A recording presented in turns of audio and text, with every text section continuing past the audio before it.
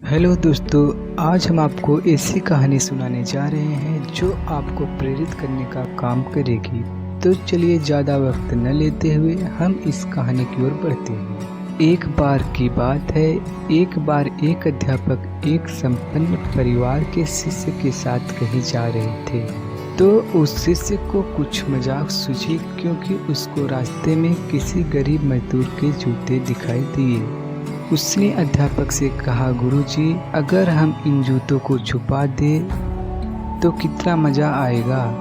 अब उसको तो मजाक सूझ रहा था, लेकिन गुरुजी ने कहा कि नहीं, गरीब इंसान के साथ इस तरह का भद्दा व्यवहार करना ठीक नहीं है। उसने कहा, क्यों ना हम इन जूतों में कुछ सिक्के डाल दें और देखें कि इसका इस गरीब मजदूर पर क्या प्रभाव पड़ता है। उन्होंने ऐसा ही किया। जैसे ही मजदूर अपना काम करके लौटा और उसने एक पाँव अपने जूते में डाला तो उसको कुछ कठोर सा महसूस हुआ। उसने अंदर हाथ डाला तो उसको कुछ सिक्के दिखाई दिए। वह थोड़ा आश्चर्य में पड़ गया। आसपास किसी को देखा तो कोई भी दिखाई नहीं दिया। वापस उसने दूसरे पैर अपने जूते में डाला और उसमें भी कुछ सिक्के दिखाई दिए।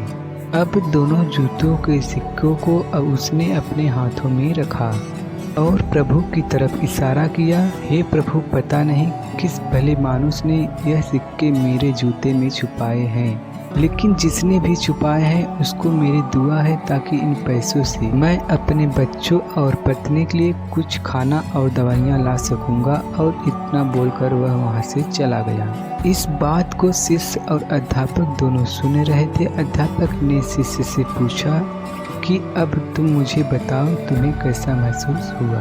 तुम्हारी पहले वाली मजाक यह है या मेरा तरीका? तो उसने कहा, गुरुजी, मैं आपसे क्षमा चाहता हूँ। अब मुझे समझ आ गया कि सच्ची खुशी किस चीज़ में मिलती है। जब हम किसी का मजाक उड़ाते हैं तो हमें कुछ पल का आनंद मिलता है, लेकिन इससे हमें बद्दुआ भी मिलती है। लेकिन अगर हम किसी की मुश्किल परिस्थिति में मदद करते हैं और जिसकी भी हम मदद करते हैं उसको ही पता न हो तो हमें और खुशी मिलती है। लेकिन अंदर ही अंदर हमें पता है कि हमने उस इंसान की मदद की है। जब हम दूसरों को खुशी देते हैं तो बहुत सारी खुशियाँ हमारे पास चली आती हैं। और जितना भी हमसे हो सके हमें गरीबों में दान करना चाहिए।